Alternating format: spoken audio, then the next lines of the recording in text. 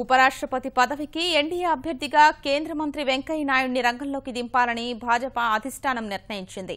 ఇవాళ సాయంత్రం జరగనున్న పార్టీ పార్లమెంటరీ బోర్డు సమావేశంలో చర్చించిన తర్వాత నిర్ణయం వెలువరించనున్నట్లు సమాచారం. అయితే తన పేరు ఖరారైనట్లు వస్తున్న వార్తల్ని వెంకయ్య నాయుడు ధృవీకరించలేదు. దక్షిణాది నుంచి ఉపరాష్ట్రపతి అభ్యర్థిని ఎంపిక చేయాలని సూత్రప్రాయంగా నిర్ణయం తీసుకున్న భాజపా వెంకయ్య అభ్యర్థిత్వం వైపు మొగ్గు చూపుతోంది. ఈ మేరకు భాజపా జాతీయ అధ్యక్షుడు అమిత్ షా స్వయంగా వెంకయ్యనాయుడు వద్ద ఈ ప్రతిపాదన పెట్టినట్లు తెలిసింది. ఇవాళ సాయంత్రం 6 గంటలకు ఉపరాష్ట్రపతి ఎన్నిక కోసం ఎన్డీఏ అభ్యర్థిని ఖరారు చేసేందుకు భాజపా పార్లమెంటరీ బోర్డు సమావేశం కానుంది. ఈ భేటీలో చర్చించిన తర్వాత నిర్ణయం వెల్లడించనున్నారు.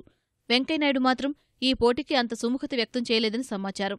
క్రియాశీలక రాజకీయాల్లో ఉంటూ ప్రధాని నరేంద్ర మోదీ సమర్థ నాయకత్వాన్ని, ఎన్డీఏ ప్రభుత్వం చేస్తున్న అభివృద్ధి కార్యక్రమాలను ప్రజల్లోకి విస్తృతంగా తీసుకెళ్లాలన్నదే తన ధ్యేయమని అమిత్ షాకు వెంకయ్య చెప్పినట్లు విశ్వసనీయ వర్గాల ద్వారా తెలిసింది.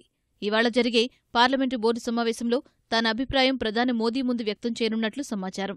ఉపరాష్ట్రపతి పదవికి రామ్ నాయక్ అయితే బావుంటుందని, 6 సార్లు ఎంపీగా ఎన్నికై విశేష రాజకీయ అనుభవం ఉన్న ఆయన అన్ని విధాలా సరిపోతారని వెంకయ్య పేర్కొన్నట్లు తెలిసింది. దక్షిణాది నుంచైతే కేరళకు చెందిన మాజీ కేంద్ర మంత్రి, ప్రస్తుత ఎమ్మెల్యే ఓ రాజగోపాల్, తమిళనాడుకు చెందిన MP L Ganesan, Maharashtra, Tamil Nadu governor Vidyasagar Rao పేరును పరిగణలోకి తీసుకోవాలని సూచించినట్లు సమాచారం.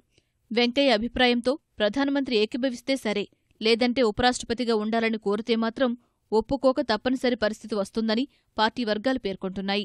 వివిధ కారణాల రీత్యా భాజపా అధినాయకత్వం వెంకయ్య వైపే మొగ్గు చూపుతోంది. ఉపరాష్ట్రపతి రాజ్యసభకు చైర్మన్గా వ్యవహరించాల్సి ఉంటుంది కనుక అందుకు వెంకయ్యనాయుడు లాంటి వారే సరైన వ్యక్తి అని పార్టీ భావించినట్లు తెలుస్తోంది. ఉపరాష్ట్రపతిగా వెంకయ్య పేరును ప్రతిపాదిస్తే కొన్ని విపక్షాలు కూడా మద్దతు పలికే అవకాశం ఉన్నట్లు భాజపా వర్గాలు అంచనా వేస్తున్నాయి. అయితే ఉపరాష్ట్రపతి పదవికి తన పేరు ఖరారైనట్లు వస్తున్న వార్తలను వెంకయ్యనాయుడు ధృవీకరించలేదు. పార్టీ అధికార ప్రకటన వెలువరించేంతవరకు ఊహాజనితంగా పేర్లను ప్రసారం చేయడం సరికాదని ఆయన ఒక ప్రకటనలో పేర్కొన్నారు. ఉపరాష్ట్రపతి ఎన్నికల్లో పార్లమెంటు సభ్యులకు మాత్రమే ఓటు హక్కు ఉండగా మొత్తం 787 మంది సభ్యుల్లో ఎన్డీఏకి 426 మంది సభ్యుల బలం ఉంది. అన్నాడీఎంకే, బీజేడీ, తెరాస, వైకాపా, పీఎంకే, ఏఐఎన్ఆర్, కాంగ్రెస్ లాంటి పార్టీలు కూడా మద్దతునిస్తే ఎన్డీఏ బలం 527కు పెరగనుంది.